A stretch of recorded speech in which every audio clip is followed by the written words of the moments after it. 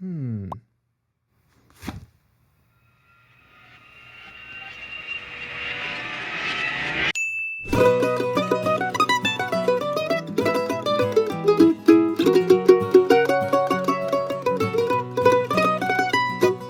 Bluegrass box is an incredible shape that we can use to easily level up our bluegrass mandolin, fills, licks, and even solos in different keys across the fretboard here. What is the Bluegrass box, you might be asking? Well, it's basically just your chop chord shape here. We can thank Bill Monroe for this one. And level one is just realizing that this chop shape is basically just an arpeggio when you connect the core notes together individually. So this is a G major arpeggio since we're playing over our G chop shape, and we can combine these arpeggio notes together in any order that we want to create an easy lick over a G chord, like this. And already we're starting to sound kind of bluegrassy, but the real secret to this shape is that just like the chop chords, this is a movable lick shape. So to play this exact same lick for your C chord, all you have to do is find your C chop shape here, keep your fingerings exactly the same, and voila. You got a C lick now. Kind of a game changer, right? You don't even have to think about the notes that you're playing. As long as you start on the right chop shape and keep your fingerings the same, you've got this easy bake lick that you can pull out wherever, on any major chord that you want to. So let's try this out again on another chord. For your D chord, 2 frets up. And if you string all those licks together for a simple 1, 4, 5, 1 progression, it sounds pretty cool. Check this out.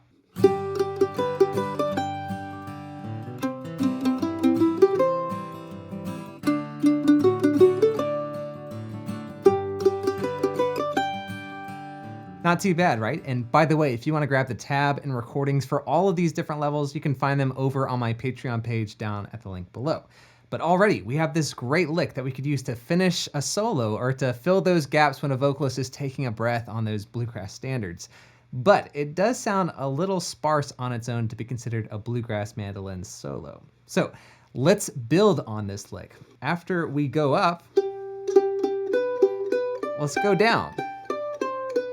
For our second level in this new descending lick, we're just adding in some neighboring notes around the box shape. So for our G chord here, I'm adding in the 5th fret on my E string and the 3rd fret on my A string to connect those arpeggio notes together. And when you put it together with the first part of our lick, it sounds like this.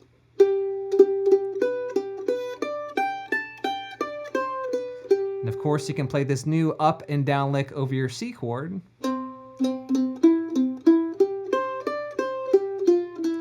And you guessed it, our D chord too. And when you string those together with our backing track, it starts to be a lot of fun.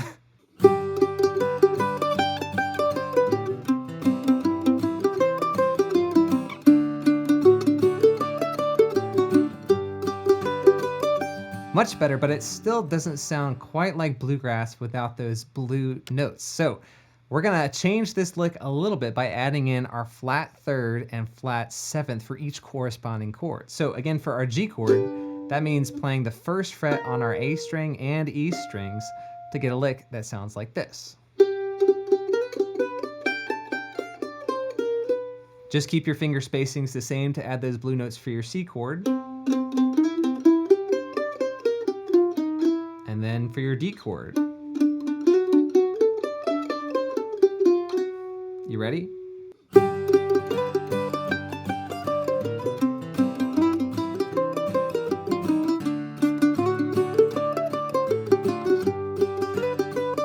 We're getting so close, but this still kind of sounds like an exercise because we're having to jump around too much to get to each chord, right? Especially going from the G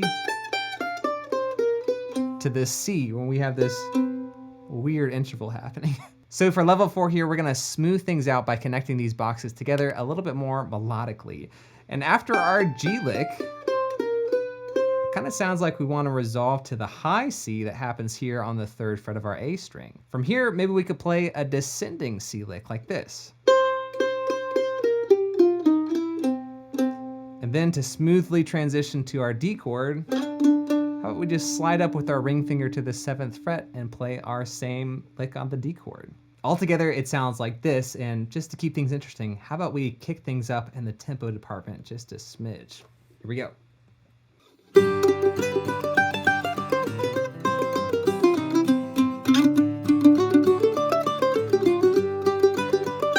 All right, this is starting to sound way more musical now, but let's keep going. Our 5th level is to add in some double stops, another quintessential bluegrass mandolin sound.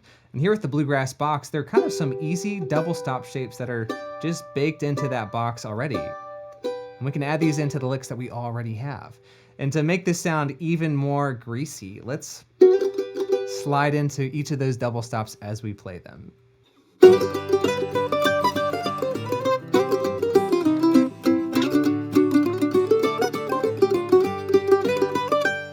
So we've talked a lot about our fretting hand so far, but what about this thing here? I think there's some stuff we can do with our pick hand and this shape to make this sound even more bluegrassy, like these 16th notes.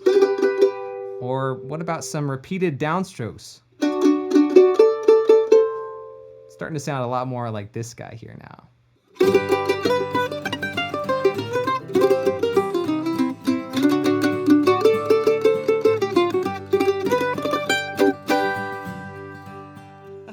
That is crazy, right? We've taken this simple shape and turned it into an advanced bluegrass solo, and we're not even done yet. Before we get to this last level, do me a favor, scroll down, hit that subscribe button, that like button, leave me a comment. I'd love to hear from you. But for level 7, we're gonna take this exact same solo and move it around to different keys. Since this is a closed position shape, we can play this exact same solo in the key of A just by moving this whole thing up 2 frets. Check this out.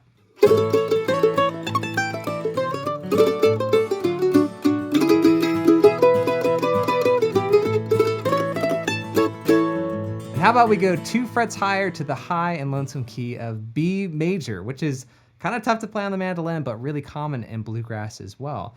And with this shape, you have a surefire way of playing something that sounds bluegrassy.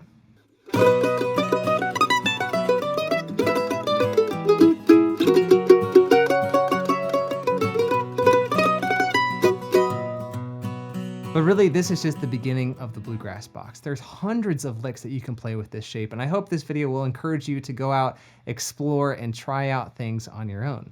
And before you know it, you're gonna have tons of vocabulary to pull out at that next Bluegrass jam, just with this simple box. I hope you enjoyed, and stick around for more videos coming your way soon. Happy picking.